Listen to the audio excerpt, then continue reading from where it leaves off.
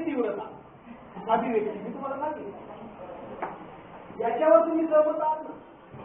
तुम्हाला जेवढा आनंद झाला तेवढा शेजारच्याला होईलच असं नाही. बहुतेक वेळा भावना संमिश्र असतात. संमिश्र म्हणजे काय? भावनांमध्ये सार्वत्रिकता व्यक्तिगतता आहे. एखादी भावना पहा, आता आपल्याला एक साधं उदाहरण देतो. एखादी दंगल घडते किंवा कोणतरी घडतं, बरोबर की? एखाद्या ठिकाणी ती घडते, घडल्यानंतर काय होतं? त्याचा परिणाम दूरपर्यंतच्या एखाद्या वाईट वस्तूपर्यंत येऊन पोहोचतो. ते घडलेलं असतं. त्याच्यात भावना कुठंतरी कुणाच्या तरी दुखावल्या जातात आणि त्याचं जोर सार्वत्रिक होऊन जातं. हे अनेक ठिकाणी आपल्याला पाहायला मिळतं. म्हणजे एखादी भावना सार्वत्रिकही होऊ शकते आणि व्यक्तिगत आहे. काही नसेल काही त्याच्यात वाटत नाही, ठीक वाटत. अतिशय एक ऐतिहासिक उदाहरण आपल्या देशामध्ये जे झालं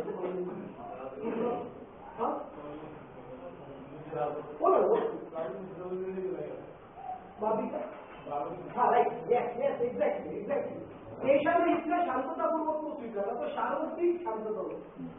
6 डिसेंबर त्यावेळेचा एक वेळ, तो प्रसंग वेगळा, आजची परिस्थिती वेगळी. म्हणजे भावना आता परिवर्तन होत आहे. म्हणून मी तुम्हाला एक सांगितलं होतं, भावनिक दृष्ट्या तुम्ही प्रगल्भ नसाल तर होण्याचा चान्स असतो. आपण स्वतःला भावनिक प्रगल्भ बनवू शकतो. आणि माझ्या मते आज आमचा देश त्या पद्धतीने निघाला, त्या दृष्टीनं पुढे जायला तयार आहे.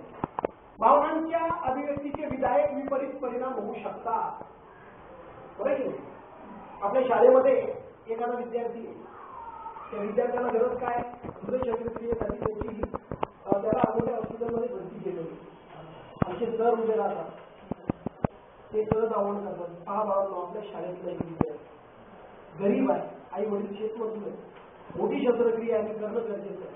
अशा वेळेला एक भावनिक आव्हान करतात का ह्या मुलाला आपण हातभार लावूया, स्वतः त्यात काही पैसे घालतात, एक आव्हान करतात आणि बोलता बोलता बोलता ते आव्हान इतकं सगळ्या मुलांपर्यंत पोहोचतं का मदतीचा अवघड होत सुरू.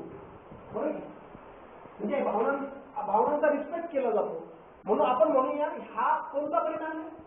विधायक परिणाम. आणि त्याच वेळेला विपरीत कुठला असतो?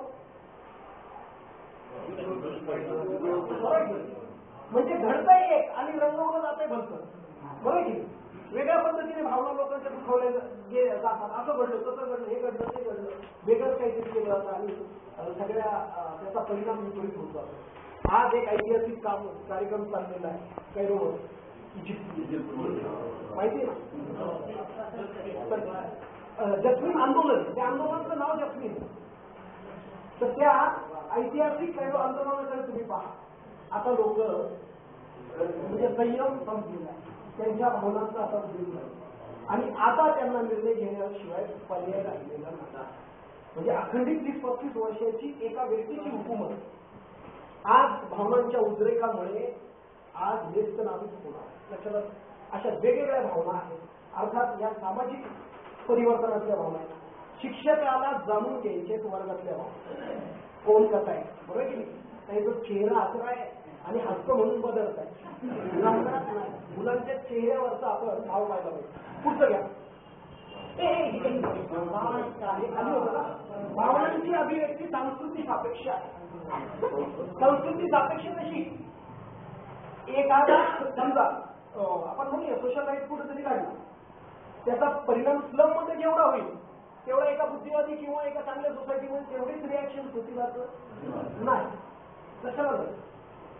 किंवा जे आव्हान तुम्ही इथं केलंय, एखादं चांगलं आव्हान, त्याला इथं जी मदत मिळेल ती दुसरी काही मिळेलच असं नाही. काही नकार असणारी भावना लोक भरपूर असतात. काय हे मदत करतात, मदत गोळा करतात आणि म्हणजे हे डोक्यामध्ये अशी नकारात्मक भूमिका असते. म्हणजे ही संस्कृती सापेक्ष.